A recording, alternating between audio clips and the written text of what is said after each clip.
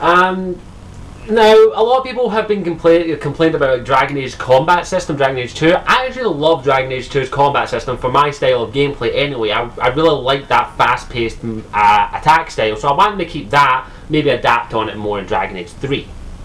I did forget to mention something actually. They did talk a wee bit about class specifications. They says that they are hypothetically thinking about restricting how many class specializations you can choose down to 1, but there's a very good reason for that. They actually want to integrate your class specification into the story. The main one they were using for an example was blood magic. Like in Dragon Age Origins and in Dragon Age 2, if you played as a mage, you could learn blood magic, and it didn't have any consequences. Alistair saw you using blood magic, he was like, good job. If Aveline or Fenris saw you use blood magic, he was like, okay. It did have a bit of repercussions in some way, shape or form, but it's they did hint at the fact that if you choose like a class specification like blood mage, it will maybe have repercussions on you in the story. Like people may react to you differently, like you have the ability to control minds with your bloods, and they may look down on you like that, and things like that. Like if you also for the rogue, which is going to be the class I play as, because I always play as a rogue. I love the rogue, I'm sorry. It could be nice to see, what if I chose my rogue to be a bard? How would that affect the story? It would be quite nice to see how they do that. I think that's actually a good move on their part, because fair enough, I do like mixed matching the class specifications. I was always a rogue bard, ranger bard, because they were two of my favourite ones to go. Also with a shadow and all that, or assassin. So like with those 4 ones alone, you could have different story aspects. Like your character, if my character say was an elf, a Dalish elf who was raised in all A's and things like that, but he specialised in being, say, a shadow. That could have implications in the story. Or he chose to be a bard, he was mistrusted and all that. Things like that, it could be quite interesting to see what they do, and it would give the game a fucking shit ton of replayability, in my opinion. So it would be nice to see how they're going to do that way. I think that's actually a good move for the series, because if I'm going to be honest, I only ever really end up using one of my class specifications. Like for my mage, I only ever really used the Force Mage power, because that was fucking awesome. It was basically like, boom, slow down time. My rogue was always a bard, because I love that class. So it could be quite interesting to see what they do with that, because it also has implications like if you were a warrior Templar, you would be a Templar. That would be fucking, I'd have a big part in the story. You'd be a berserker, a chasen, things like that with the class specifications could be really interesting in my opinion, and it would be nice to see what they're going to do with that. So I think that's a good move for the series, because it would be good to just like restrict it down to one class specification. Fair enough, not everyone's going to be happy about it, but I think if it added more to the story, it would be a lot better in my opinion. They also did hint at the idea of your hero of Ferelden, i.e. your character from Dragon Age Origins. Would he be making a cameo, or would he have a bigger role maybe? More than likely a cameo. I don't think you'd like it if he was in your party. But they did have a wee discussion about how he would talk. Times have moved on, and it would be nice to see your hero of Ferelden talk, in my opinion. But the thing is though, how are you going to get the voice right for my hero of Ferelden, for example? I have the way my hero of Ferelden sounds. My elf, Dalish elf, he has my accent. He has a Scottish accent. I can't help it. I just love my Scottish accent, and he does talk. It makes it a bit more interactive for me when your character talks, or he doesn't talk, when you can add your own accent to it. It will be nice to see what they do with that. Maybe you'll play as your hero for Ferelden and he'll finally talk. But they are debating whether or not to do that. They just have to see how he would integrate into the story, he or she, sorry. How they would integrate into the story, and would it be right for them to talk? Like, would they be the main character, or would they just make a cameo? It's debatable.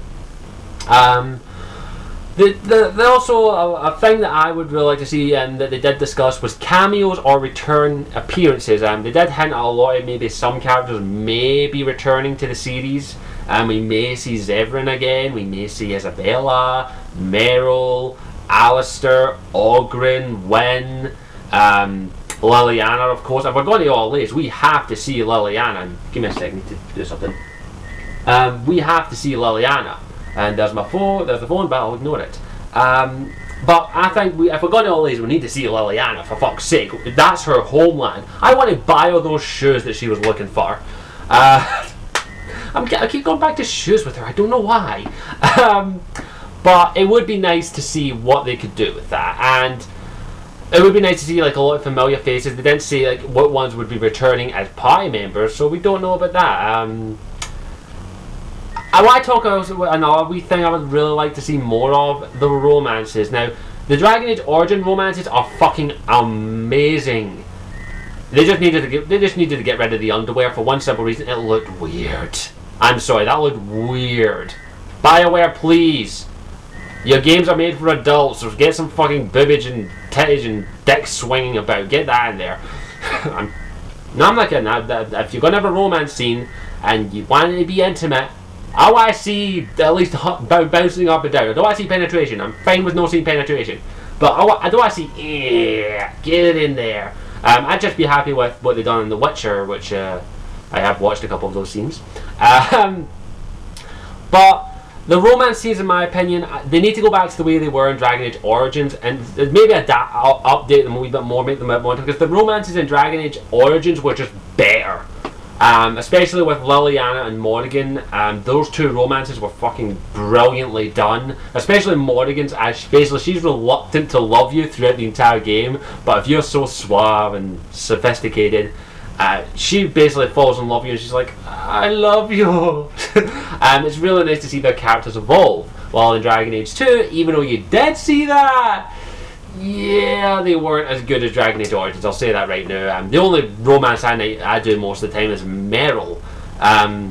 Mainly because Isabella's an alright character, I like her character, but I normally just hump her once and then go, right, I'm going with Meryl, see you later, bitch. Fenris is he's a Final Fantasy character, I'm just going to fly out here, and Andor's changed way too much, way too quickly, for my opinion. But it would just be nice if they'd done better romances than they did in Dragon Age 2. It would be really nice to see that. I'm trying to think. There are a lot of things I'd love to know, but I'm not going to talk about them in this video because they could take up a whole video on their own. So you may see more Dragon Age predictions in the future from me. But there are a lot of stuff from Dragon Age Origins that I would love to see what happens in there, and also from Dragon Age 2. There were some interesting stuff in Dragon Age 2 that I really want to know. Mainly, I want to know what the fuck happened to Hawk. Where the fuck where'd they go? What happened to Hawk? What happened to him and Meryl? What happened to my sister? What happened to this? What happened to that? Too many fucking plot holes from Dragon Age 2 that need to be fucking fixed. But yeah, I'm really excited for Dragon Age 3. I'm going to be counting down the days to this game. I don't know what it is with Bioware games. I always love to know what they're going to fucking do. I want to play them. But that's why I think. Like, there are a lot of things I want to say, but I'm going to save a good couple of them because a lot of them could take up videos in their own. So let me know what you think of the what you thought of the panel, what you would like to see in Dragon Age 3, because I've got so much shit. It could easily fill up a strategy guide of what I would love to see in Dragon Age 3. I could write a whole book on what I want to see in Dragon Age 3. So I think that's all I've got to say on the factor. I will talk about this in the future more when later news comes out. I may even start doing Dragon Age prediction videos where I talk about certain aspects from Dragon Age. Maybe I'll talk about Morrigan's baby, maybe I'll talk about your romances, maybe I'll talk about certain characters, things like that. It would be really interesting to do that. So hopefully you've enjoyed this video, and I hope you've enjoyed it, and thanks for watching. I really do appreciate it, and if you haven't already, there's a button up there that allows you to subscribe, I think. At least I think it's up there somewhere. I think it's here. So if you enjoy these videos enough, you want to subscribe and follow me, please pop on up there, click it, show your love, but I'm not going to force you if you don't mind. And if you have any questions for me or any video recommendations, you can contact me at ScottishW92. That's my Twitter page, which is in the description, and also on my Facebook fan page, which is linked in the description. And if you have any video requests, put them down in the comment section down below, and let me know what you would like to see in Dragon Age 3 as well. And as always, thank you for watching, and I'm still chuffed that this is my 4-year anniversary, so thank you so much again for watching this, and yeah, thank you so much, and I'll see you all later. Ciao for now, and thank you, kids, to every single one of you out there, and I owe you all this. Mwah, mwah. See ya.